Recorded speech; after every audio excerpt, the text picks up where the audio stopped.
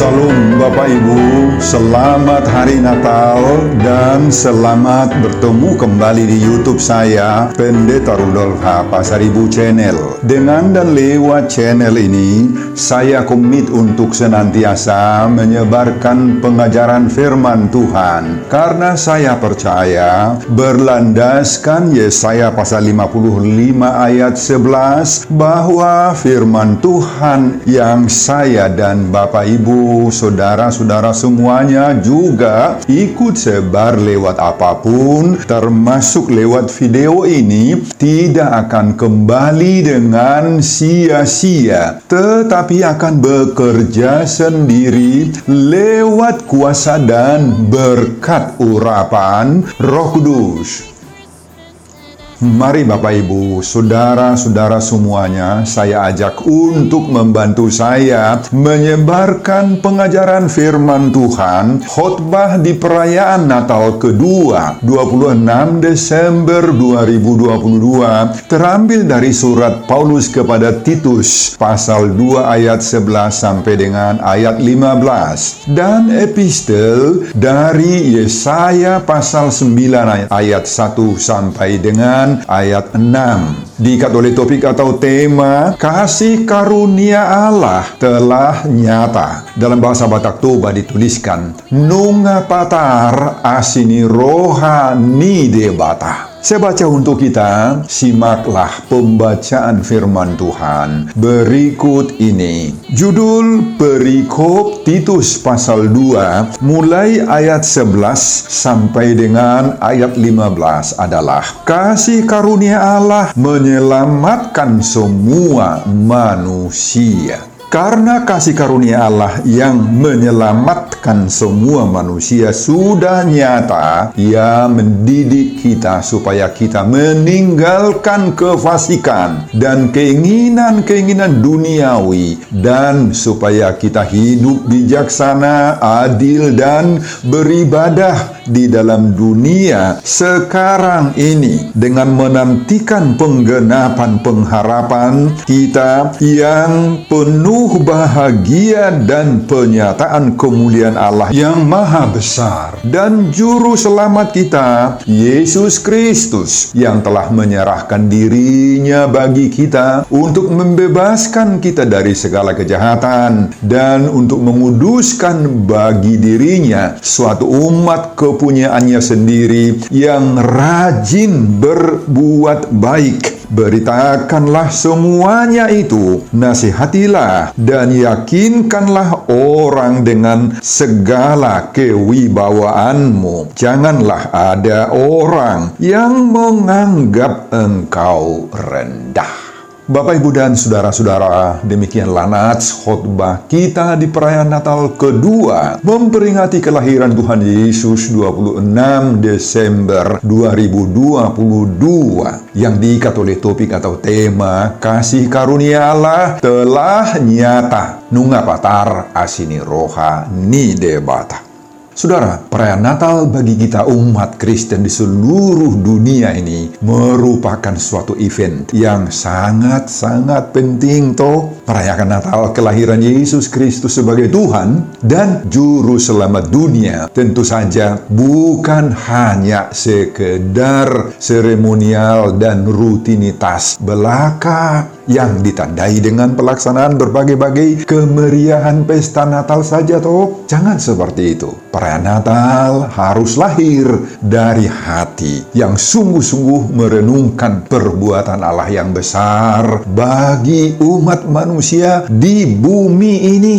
Perayaan Natal membawa kita kepada perenungan yang amat-amat mendalam tentang kasih Allah. Perenungan ini selanjutnya akan semakin menuntun kita untuk tiba kepada kemauan, semakin memperkuat komitmen kita untuk hidup sesuai dengan kehendak Tuhan, sesuai dengan pengajaran dan tuntunan Yesus. Dan pada akhirnya perenungan dan komitmen yang kuat itu juga akan nampak akan terrealisir di dalam diri kita. Akan kita tindak lanjuti itu di dalam hidup sehari-hari, dalam pekerjaan, dalam karya-karya yang kita lakukan, dan dalam hubungan kita dengan sesama kita. Jadi perayaan Natal bagi kita merupakan sukacita besar untuk menyambut kasih Allah yang begitu besar bagi umat manusia. Apa kasih Allah yang begitu besar itu bagi manusia? Apa? Allah rela turun dari sorga. Allah rela mengubah dirinya dalam wujud manusia dan lahir di Betlehem. Itulah Yesus Kristus yang kelahirannya kita rayakan saat ini. Kenapa Allah mau menjadi manusia? Pertanyaan inilah yang lama sekali direnungkan oleh seorang uskup agung gereja di Canterbury, Inggris, bernama Anselmus pada abad ke-10. Dia bertanya dalam hati dan dalam renungannya, Cur Deus homo, kenapa Allah mau menjadi manusia?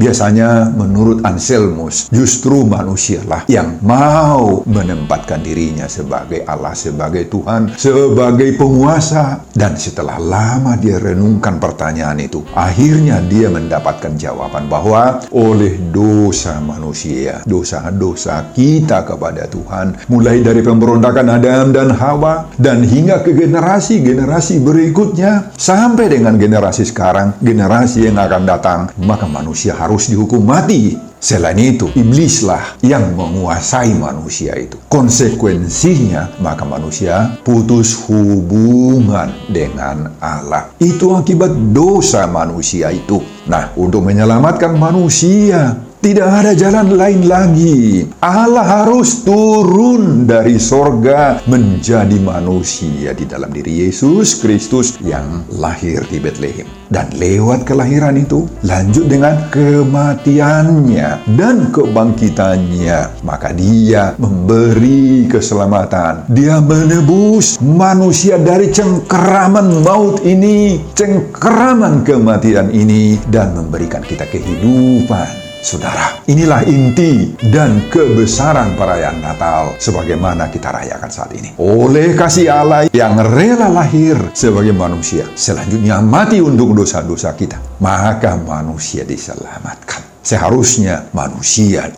kita lah yang mati di dalam keberdosaannya. Tetapi Tuhan Yesus yang lahir di Betlehem itu rela menggantikan kita mati di kayu salib. Sehingga kematian Yesuslah yang mematikan kematian. Inilah yang disebut dalam bahasa teologisnya des todes tot, yakni kematian yang mematikan kematian. Jadi, kelahiran Yesus Bapak Ibu yang kita rayakan saat ini tidak dapat dipisahkan dari kematian dan kebangkitan Yesus yang membawa keselamatan bagi kita. Saudara, Rasul Paulus dalam suratnya kepada Titus di sini mengingatkan tentang kasih karunia Allah yang begitu besar ini, dan tujuan Paulus untuk mengingatkan kasih karunia Allah yang besar itu agar manusia tidak mau menyia-nyiakan karya agung Allah dalam wujud kasih karunia-Nya menyelamatkan manusia. Jangan disia-siakan ini. Untuk itu Paulus mengajak jemaat itu, jemaat di Pulau Kreta itu, agar segera meninggalkan kefasikan. Apa kefasikan-kefasikan yang mereka lakukan? Itu Paulus beberkan pada pasal 1 ayat 11 ayat 12 sebelumnya. Sudah banyak di antara jemaat itu yang hidup tidak tertib lagi dengan omongan yang sia-sia, yang menyesatkan pikiran. Jemaat itu mengacaukan banyak keluarga, mengajarkan yang tidak-tidak untuk mendapatkan untung yang memalukan. Mereka itu adalah pembohong. Mereka itu dianggap atau disamakan seperti binatang buas, pelahap yang malas. Mereka mau mengaku mengenal Allah, tetapi dengan perbuatan mereka menyangkal Dia, menyangkal Yesus, menyangkal Allah. Mereka keji dan durhaka dan tidak sanggup berbuat sesuatu yang baik. Pasal 1 ayat 16. Saudara, itulah realita yang terjadi di jemaat Pulau Kreta itu. Itu sebabnya Paulus meninggalkan Titus di sana di pulau Kreta itu untuk menggembalakan jemaat. Sebagaimana pasal 1 ayat 5. Saudara, Paulus menyampaikan kepada Titus agar mengingat bahwa kita ini telah dibebaskan dari segala dosa-dosa kita. Kita sudah diselamatkan bukan untuk hidup semena-mena, tetapi untuk menjadi umat milik Tuhan yang kudus, yang selalu berbuat baik. Pasal 2 ayat 14. Dengan kehadiran Titus sebagai orang non-Yahudi di pulau Kreta itu, diharapkan oleh Paulus bahwa jemaat-jemaat di pulau Kreta yang mayoritas berasal dari bangsa Yunani, Romawi, atau Helenistis itu bisa dituntun, bisa mengubah kehidupan rohani mereka. Paulus mendorong Titus agar dia sendiri bisa menjadi seorang teladan, sitiruan dalam berbuat baik. Pasal 2 ayat 7a. Paulus meminta Titus agar jujur, agar Titus mau bersungguh-sungguh dalam pengajarannya, bahkan sehat secara jasmani dan rohani, dan tidak bercela dalam pemberitaan-pemberitaannya. Pasal 2 ayat 7. Saudara, itulah keadaan jemaat di Kreta yang dipimpin oleh Titus. Dan kepada mereka lah Paulus mengingatkan lewat Titus agar mereka mensyukuri pemberian kasih karunia Allah.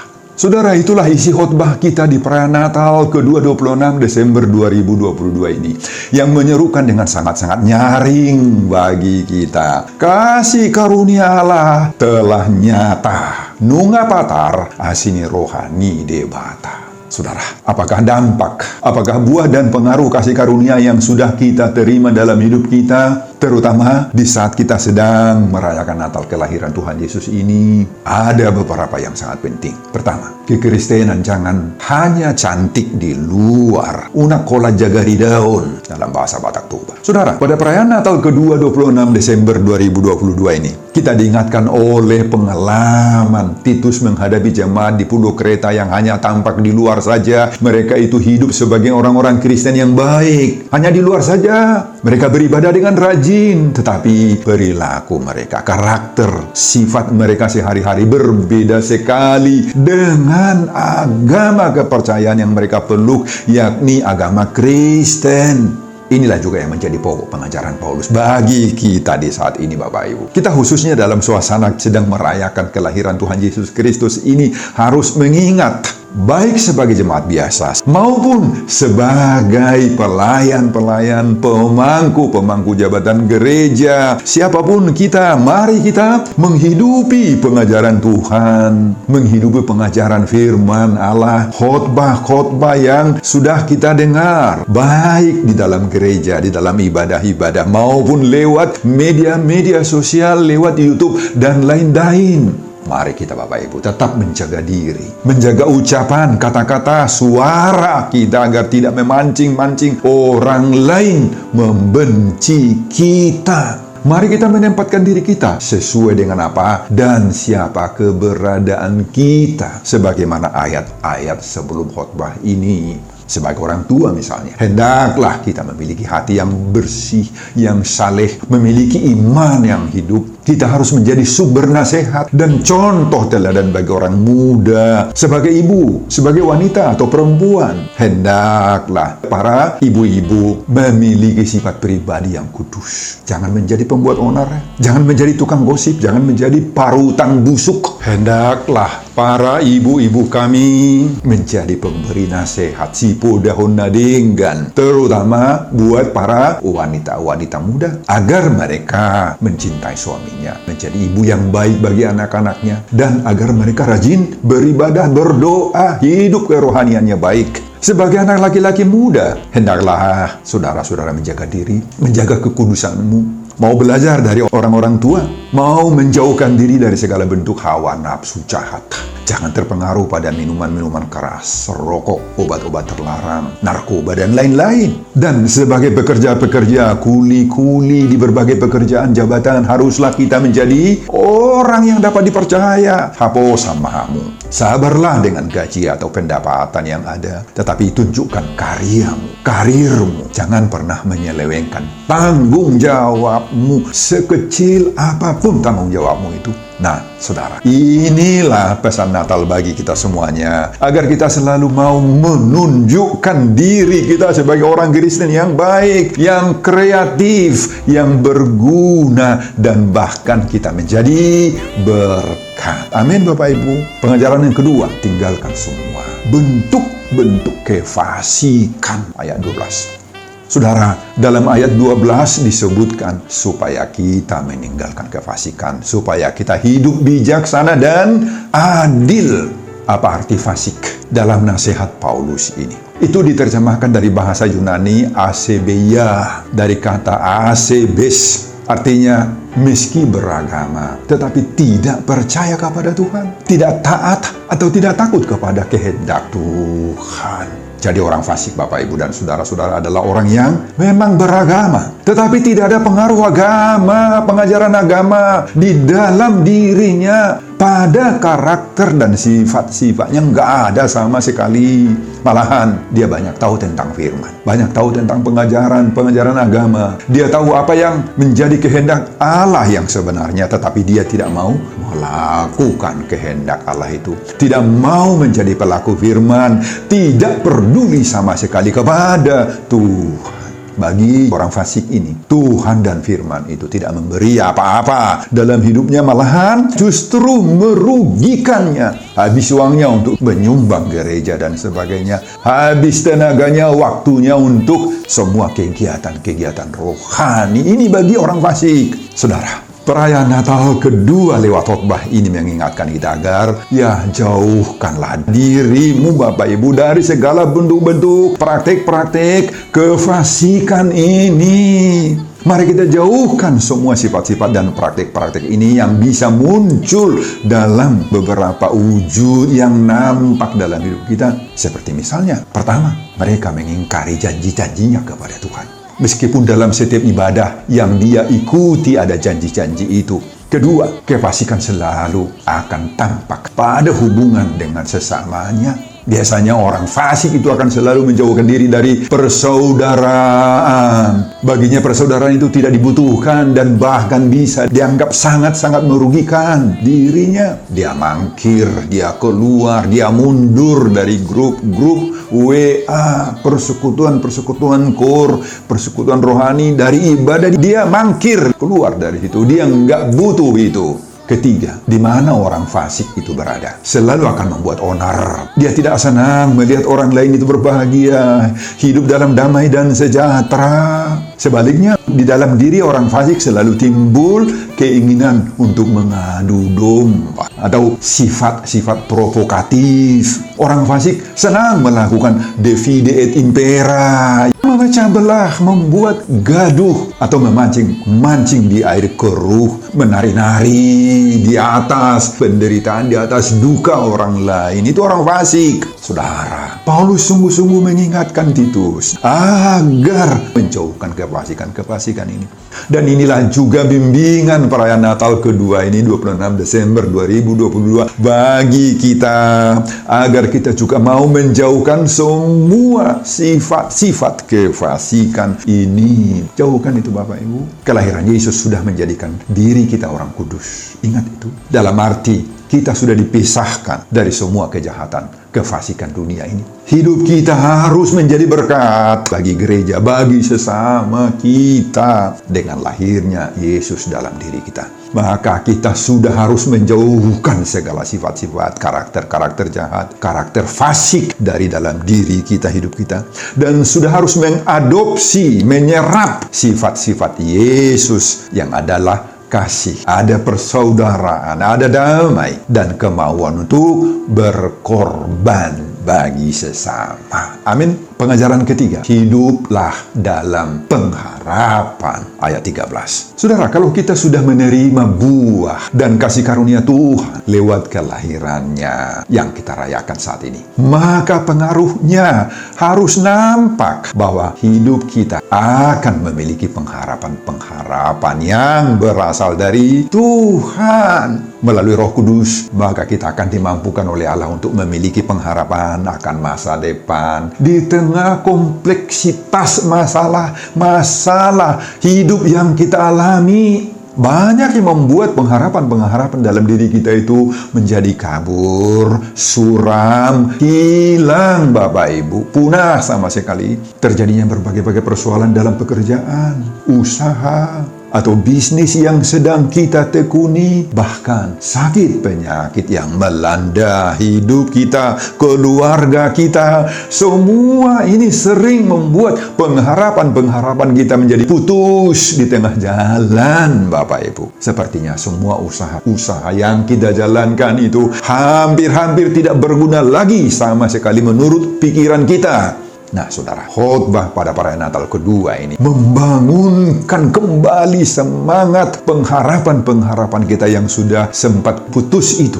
Pada ayat 13, Paulus menuliskan, dengan menantikan penggenapan pengharapan kita yang penuh bahagia.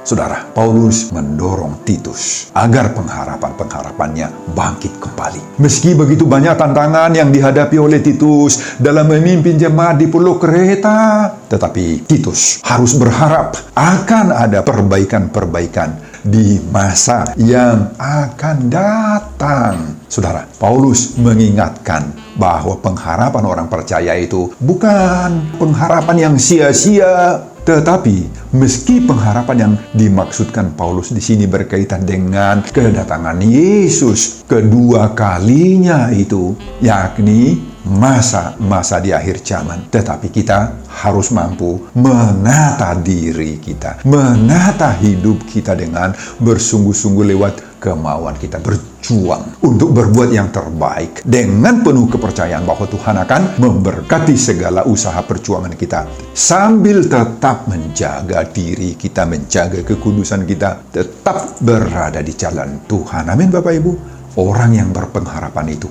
tidak akan pernah putus asa. Meski hasil yang dia rindukan itu tidak selalu langsung dengan segera hasilnya didapatinya. Dia percaya bahwa dia hanya bekerja, dia hanya berusaha saja. Tetapi hasilnya, buahnya terletak di tangan Allah semata-mata saja. Saudara, mari kita tingkatkan pengharapan-pengharapan kita. Baik pengharapan menyangkut dengan hasil-hasil pekerjaan kita, maupun pengharapan-pengharapan di balik kehidupan ini, yakni kehidupan yang kekal bersama Tuhan Allah di sorga. Mari kita jaga agar pengharapan-pengharapan kita itu tidak pernah pudar ya, tetapi selalu akan memberi semangat baru bagi kita dalam menekuni segala kehidupan kita. Kita sangat-sangat yakin bahwa dengan kuasa Tuhan, maka pengharapan-pengharapan kita itu akan Tuhan wujudkan serta kabulkan itu menurut waktu kehendaknya. Pengejaran keempat, jangan merasa diri tidak mampu melakukan misi suruhan Tuhan. Ayat 15 terakhir. Saudara, pada ayat 15, Paulus memberi semangat yang bisa menguatkan hati Titus dalam pelayanannya yang penuh tantangan itu dengan berkata, beritakanlah semuanya itu. Nasihatilah dan yakinkanlah dengan segala kewibawaanmu. Janganlah ada orang yang menganggap engkau rendah. Memang kita mengakui bahwa membimbing orang-orang bebal, orang-orang fasik, dan bahkan seperti yang digambarkan oleh Paulus pada pasal 1 ayat 12 bahwa orang-orang Kristen di Pulau Kreta itu adalah pembohong, disamakan seperti binatang buas, pelahap yang malas. Maka hal-hal seperti itu sangat sulit. Kita harus akui itu Bapak Ibu. Dan itu bisa membuat semangat kita melayani mereka itu pudar ya, pudar, surut. Tetapi disinilah Paulus menyuntikkan semangat baru bagi Titus. Agar Titus itu maju terus, pandang mundur. Apalagi kalimat yang mengatakan, janganlah ada orang yang menganggap engkau rendah. Artinya, meski banyak orang yang merasa sinis, meski banyak orang yang menganggap Titus itu rendah, kecil, tidak hebat, karena memang tidak ada yang bisa dibanggakan oleh Titus itu.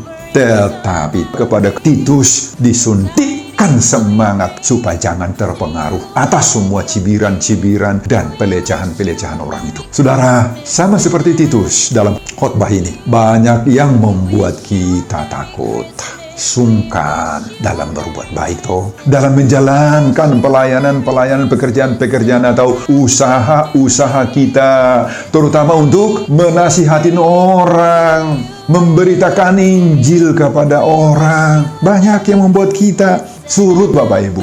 Banyak yang membuat kita merasa minder atau ragu-ragu. Tetapi saat ini, saat kita mendapat suntikan dan penyemangatan dari surat Paulus kepada Titus, di saat merayakan perayaan Natal ini, maka sebagai pelayan di gereja, pelayan di kantor, di berbagai-bagai tempat kerja, mungkin saja kita atau Bapak Ibu dan saudara-saudara merasa kurang dalam pengetahuan, kurang dalam pemahaman, kurang dalam pengalaman, merasa kurang dalam kemampuan untuk mengelola pekerjaan-pekerjaan dan pelayanan-pelayananmu. Sehingga Bapak Ibu dan saudara-saudara bisa merasa minder dalam pelayananmu. Nah, sekarang kita diberi semangat oleh Paulus agar kita jangan pernah merasa takut, merasa minder, merasa kurang mampu untuk mengerjakan tugas-tugas pelayanan-pelayanan dan tanggung jawab yang diserahkan kepada kita. Jangan, Bapak Ibu, jangan.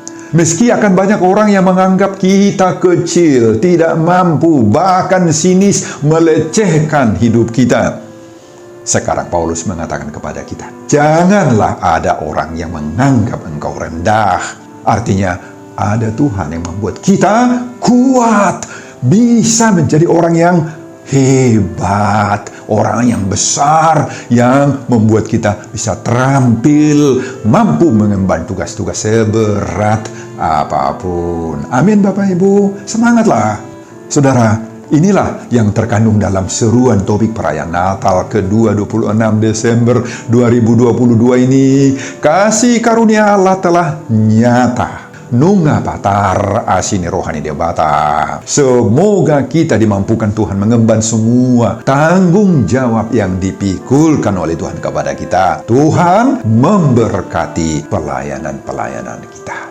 Sebelum saya mengakhiri khotbah ini kembali, saya mengajak Bapak Ibu dan saudara-saudara untuk membantu saya menyebarkan pengajaran firman Tuhan khotbah di perayaan Natal kedua 26 Desember 2022 dari Titus pasal 2 ayat 11 sampai dengan ayat 15. Agar semakin banyak orang yang mau mempercayai seruan topik perayaan Natal ini. Kasih karunia Allah telah nyata. Nunga patar asini roha nidebata. Termotivasi lewat khotbah ini. Simak juga video-video khotbah saya yang lain agar kita semuanya memiliki sentuhan dan pemahaman rohani yang semakin diperkaya. Buka di YouTube saya, Pendeta Rudolf H. Pasaribu Channel. Selamat merayakan Natal kedua 26 Desember 2022 bagi kita semuanya. Tuhan Yesus memberkati kita. Shalom Horas. Amin. Bapak, terima kasih untuk firman yang begitu indah menyemangati kami, supaya kami tidak kendor dalam melakukan tugas-tugas pelayanan kami. Kasih karunia Tuhan banyak kami nikmati dalam hidup ini. Berkati setiap pendengar khotbah ini Tuhan. Berkati juga hamba-Mu dalam mempersiapkan khotbah-khotbah berikutnya, supaya banyak orang yang merasa terberkati lewat khotbah yang saya share. Terpujilah nama-Mu hari ini dan untuk selama-lamanya. Di dalam nama Yesus Kristus saya berdoa dan mengucap syukur. Amin.